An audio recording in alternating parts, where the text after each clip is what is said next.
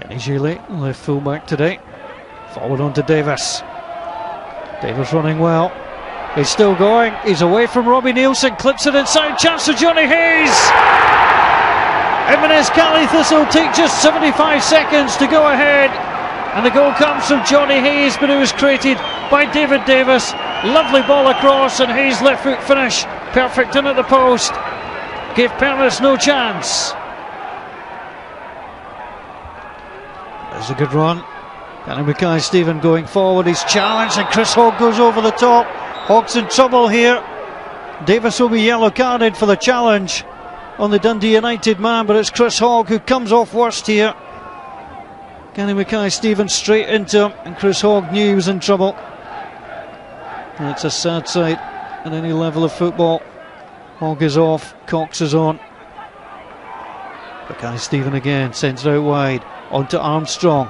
Armstrong flips that to the back post. Shealy goes in, Flood goes down. That's not a penalty. The ball from Armstrong too long. Shealy just tried to move away. It was unintentional. Corner across, John Daly. Well, Dundee United have had plenty of ball. It's the first real chance they've had. Davis now in at right back. Plays that forward. Nielsen with the error. That might come back inside onto Billy Mackay. The shot. A good save from Dusan Pernis. And that was good play from Billy Mackay. Pounced on this loose ball. Gathered, set it up. That's a good save from Dusan Pernis. Quick start to the second half wanted by Cali Thistle. He sends it across. Mackay! A first Inverness Cali Thistle goal for Billy Mackay. And just like in the first half, Inverness Cali Thistle in the second stunned Dundee United with a quick start. Made just a glanced off Sean Dillon as well. Doesn't detract from the quality of the header from Billy Mackay. Well, United in all sorts of hurt at the moment. Never come from behind this season. Here comes Armstrong. He's away from 3, 4. Still Armstrong. Goes down. It's on to Russell. And United have a goal back through the substitute, Johnny Russell. It was all about Armstrong. Moved away from Tansey, Cox and Hayes. Goulabart seemed to catch him, but Russell was there. Great run from Armstrong and a lovely reaction from Johnny Russell. 2-1. Foran gets the ball down onto Shinnie. Lovely feet from Shinnie. Breaks back onto Richie Foran.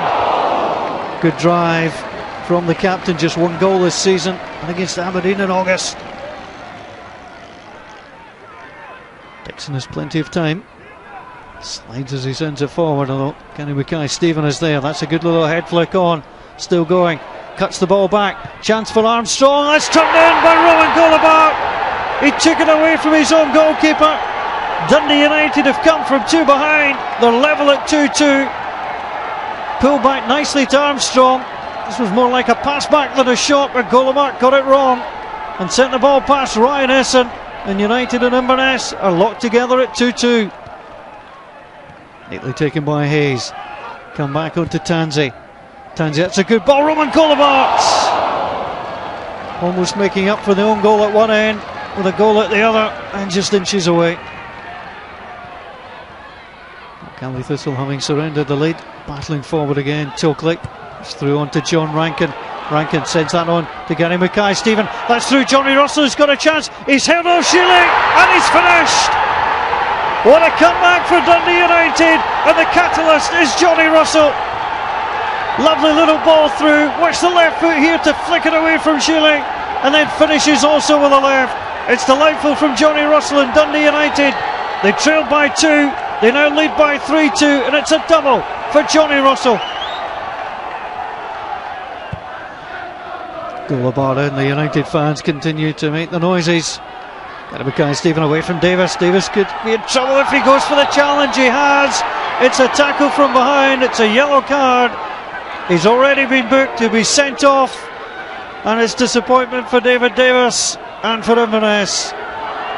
He'll miss the match at Ibrox. He was pushing and went for the challenge. Should have let him go. Corner in. Johnny Russell goes to meet it. Well, perhaps a hat-trick was just a step too far in the story of the comeback, but he came close here, Johnny Russell. Peter, 3-2, it's a great win for you. It was a strange game of football. First half you were absolutely dominant, never looked dangerous. Second half, 3 goals and Johnny Russell in great form. Your problem was in the first, when you give a goal away in the first minute, you're actually chasing the game right from the off. We gave Inverness a start. And then we actually played some decent stuff, but I think you're right what you said there. We needed somebody up alongside Johnny, and we were keeping it tight. Young Stuart Armstrong was trying to make runs to help him, but our final ball in the last third, our product was poor.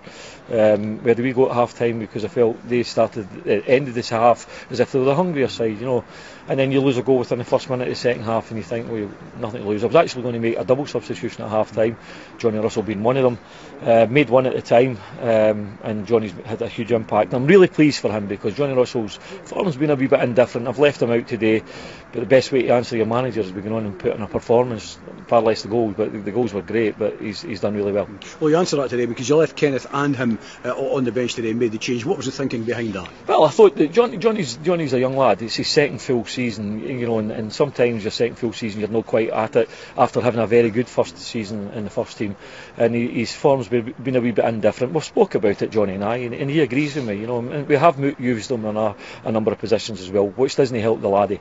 But today he goes on there and makes a huge impact. Sean, I left Gaz out because I don't think Gary's been 100% at it recently, and I think Sean's been champing at the bit, and Sean Dillon's done exceptionally well last season at centre half. So sometimes when you've got players to freshen up a wee bit, and hopefully it gives Gary a kick up the backside that and gets him back to full fitness and concentrating every week and back in the team. And how happy are you with the character that the boys showed there in that second half? Well, unbelievable. I had a wee go about their character at half time because I felt that Inverness were showing that wee bit more desire. Well, I couldn't answer that, the answer in the proper way, although we lost a pure second goal. Sean Dillon scored that actually, he's saying he headed the ball. Poor second goal, but then we get back into it quickly, and then the whole impetus is going towards the Inverness goal. So I'm really pleased with the character, and to come to Inverness is never easy, and I said that before the match, and to come and get another 3 points, we got it 3 last year as well. I'm delighted with it. And a hugely important win in terms of the way the results went. Yeah, I've not heard the other results yet, but it's important that we pick up points, and pick up victories rather than draws and things like that. So I felt when we went 2-1, it's one of these feelings I think we can go on and win this match, and we did. We kept at it, and credit to the players. The players done and the fans who were right behind the punters, the players as well. They were great today. Well done, Peter. Cheers, Jim. Terry, 3-2, you're 2 up, you've lost the game, you look ashen-faced. What happened there? Well, I find it hard to believe what happened. We got ourselves in a good position early on in the second half, and they've made a substitution, brought in the lad Russell, and we've given a goal away, their first goal away, very quickly after we've scored the second, so we've not had time to enjoy the 2-goal lead, and they got an incentive from that, and they've played some good football after that. But we have caved in. There's no doubt about that. We've allowed 3 goals to go in that really were very poor defensively, and we've had opportunities at the other end but haven't put them in. But I don't know. You get yourself in a winning position like that, and all of a sudden it's panic station. So I just total disbelief really. In terms of the first half, you've got that 2-goal lead and all the rest. United had a lot of possession, but they never ever seemed to threaten your defence. Why did it turn so quickly in the second half? Was it the Russell substitution that turned it for them?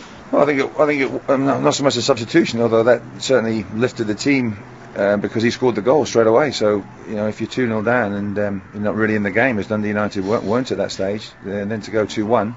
It gives you a bit of a sniff, and you're attacking your own, at the end where your own fans are, and you've got a bit of impetus. We were, went on the back foot for some reason, and never started to play again thereafter. So it's baffling because we've got the ability, we've got the players who are fresh on a good win last week, and players are doing things there which I haven't seen for some time. Missing passes and miscontrolling the ball and giving the ball away and defending poorly, and it's been a disaster day because Chris Hogg looks as though his knee's gone. We'll have to get that scan next week. That's a real horrific blow for him and for us. Dave Davis sent off as well late on. The crowd are having a go at me saying you haven't got a right back. Well, we've got about 4 right backs that are out at the moment, and we've only got 1 defender on the bench. That was Graham Shinley, who's a left-sided defender. So we had to push Dave Davis out to right back, and Coxey came on, and for a good part of the game it was fine. But we've lost a player for next week. we've lost a player for could well be the rest of the season, and we've lost 3 points. I mean, I think it would be unfair to have a go at these guys for lack of character. Is it more poor decision making in certain circumstances? Absolutely, of course it is. Yeah, decision making about defending, decision making about shape, keeping the shape in midfield in particular. Dundee United overran our midfield in the second half, and if you've got good men, quick men buzzing about in front of you, defenders tend to panic and defenders diving in, and Dundee United are good at playing a little one-touch play around the corners and getting in behind us. They've got good pace. But we're in a good position, 2-0. We've got to solidify when it's 2-0 up, stabilise for at least another 5 or 10 minutes. Make sure that you don't allow a team back into the game so quickly. But that first goal was the catalyst for them to have a go at us, and a catalyst for us to cave in as well. And I think I asked you finally a few weeks ago, but I mean, can you add to the staff here come January? Do you need to? Well, January's a long way off as far as we're concerned. Another 3 games to go, so big matches, and Rangers away next week. We're going to have to regroup and see who's available, but it's a hammer blow with Hoggy, and it's a hammer blow with Dave Davis as well, because he was doing ever so well in the middle of the park. I don't like to take him out in the middle of the park, but who else do I play at right back? Do I play Graham Shinney, who's left-footed? You've got to try and say, well, he played there for Shrewsbury last year and did very well, and he did okay at fullback. So, I didn't think it took anything away from the team, but at the same time, it's one of those games where you keep looking at it and you're saying, how do we lose it again? Thanks Terry.